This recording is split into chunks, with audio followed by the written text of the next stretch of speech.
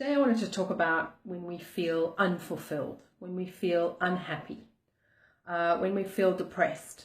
I want to talk about those emotions and how we can think about things in a different way that can support us and make it easier for us to actually find the right path forward.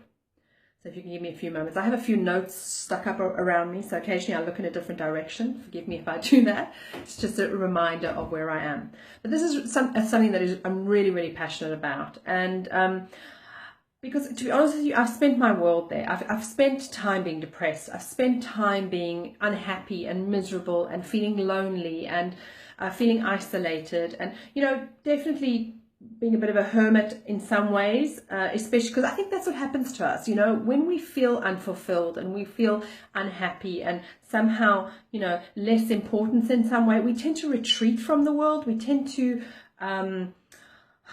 what's the word, hide out, if you want. And the more we hide out, the less people know about us, and the less we connect with people, and the more unhappy and the more unfulfilled we become. So that's the first thing that I really want you to take away from this, is that when you are feeling all of those things, to actually, sure, give yourself permission to do a little bit of recharging, a little bit of retreating to kind of rebuild yourself up. But if this has been going on for some time now, then actually continuing to do that is not going to help.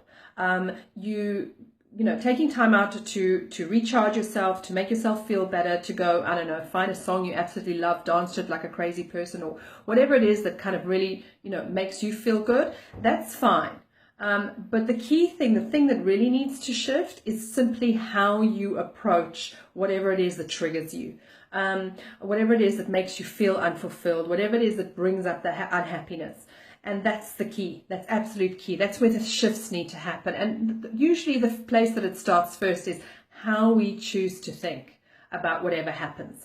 So it's not what happens that matters. It's how we think about what happens that matters. My husband, for example, is very service driven. So the way he shows love is to do things for me. I'm very, you know, the way that I experience love is for somebody to hug me. So if he's not hugging me, I could be thinking to myself, oh, he doesn't love me. Right? But of course he does, because he's doing stuff for me all the time. And so I needed to see that in order to value his love. In the same way, you know, sometimes he wants to shrug me off when I'm wanting to do all cuddly, etc. And I've learned to laugh, because I know it isn't that he doesn't love me, right? It's he loves me desperately, given all the things that he does for me. It's just that's not his way of showing love. Now, can you see how changing how you think about a situation can change that situation completely? You know, somebody else I know was very upset and very depressed because she wasn't married by 26 or whatever it was. You know, I don't have a significant relationship. I need to be married by 26. What is worthy about me? You know, there's something wrong with me because I'm not. And I questioned her about it, and I asked her, what is that about? And she said, well, my parents were married by the time they were 26. And I'm like, oh. And so what does that mean you have to be? I said, I only got married when I was, well, I don't know, I was 32, I think, when I got married. You know, people get married at different ages. You get married when you're ready. And sometimes we don't know the rules that we're sticking in our heads to live by. It's like, what rules do you have in your head that you are trying to fulfill and say, this is the way things should be, and because they're not this way, I'm not happy? You're unique. Your life path is unique. Your path, you know, what you're meant to be doing in this world is completely and utterly unique. So why would anybody else's rules be right for you?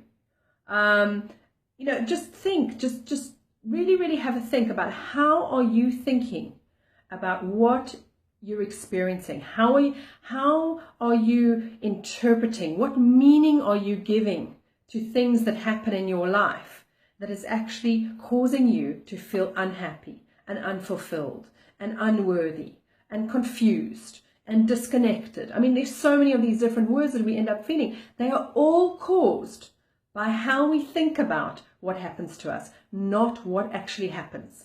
And the wonderful thing about it being caused by how you think, you can change how you think.